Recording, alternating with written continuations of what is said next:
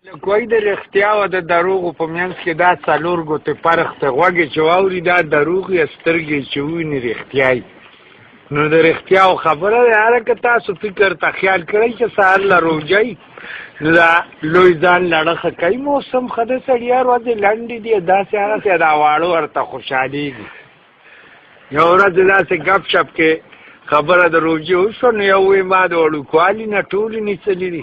یو پکې ما به ګډې وډې نیسلې، ما نه پکې تپوس شو خو یو غږ ونه کړ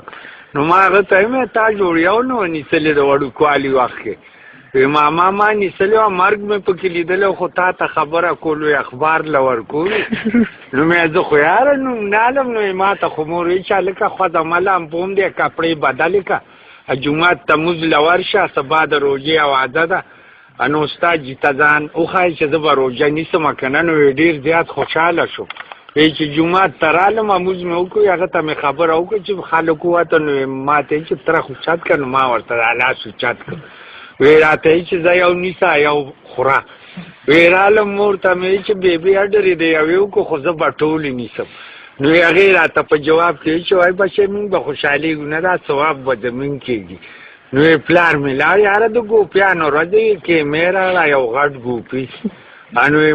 ماښام نه مې هم ځان ټیټ موړ کړه چې بیبي دې چاته اوده پاتې نه شي که نه پخوا به دا خلک اوده پاتې کېده.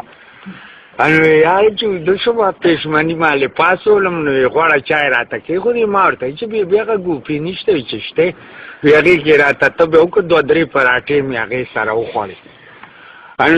ډوډۍ چې زیاته کړي دا لوی کړي یا که واړون دا جوټه غوندې کړي ووایي نو بانک ته لږ غوندې ټایم وایي ما جوټه وولی ما راته وایي چې اوده کېږه ما بچې اوبه وڅښه هسې نه چې سهار له تږی شي نو د روژې هغه وخت هم را باندې راغی ورېږدېدم خوب رانه وتښتې.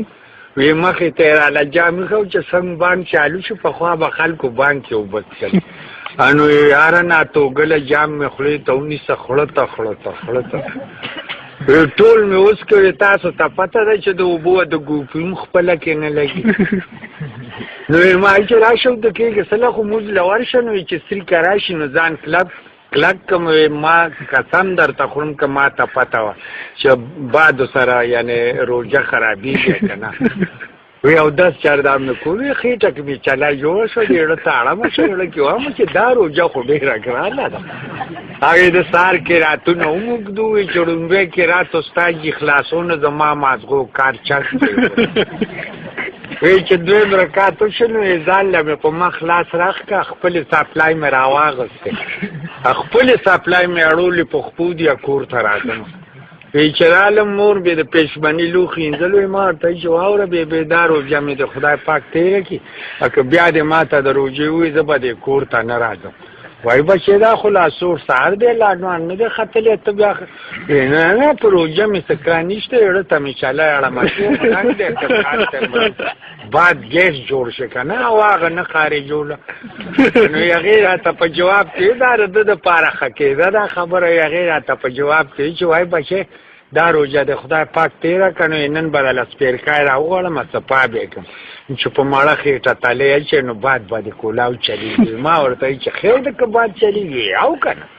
وی د پچوالیس را باندې مات وی د کوڅې دروازې ته شوم د بانک مالنه ډکوم هوا مې را پرېښود. وی په لاره ځم هوا په یو ساه وځي وی د اوښ څه پوس کوي.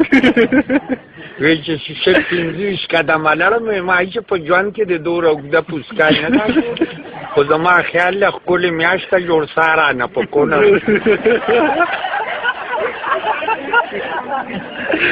نو ډاډې ته د ګډال دیوالو هغې له مې شا ورکړه ځان ته مې د شهادت کلمه ووي هغه چپ شوه ماما مې دا تا پکې بلکل یاره مرګ لیدې غزل ورپسې ووایه لیلا څه شپه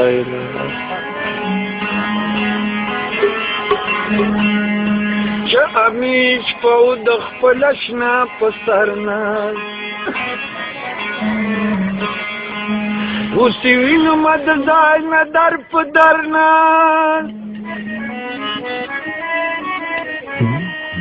څوک کړي پخه واده د یارۍ ماته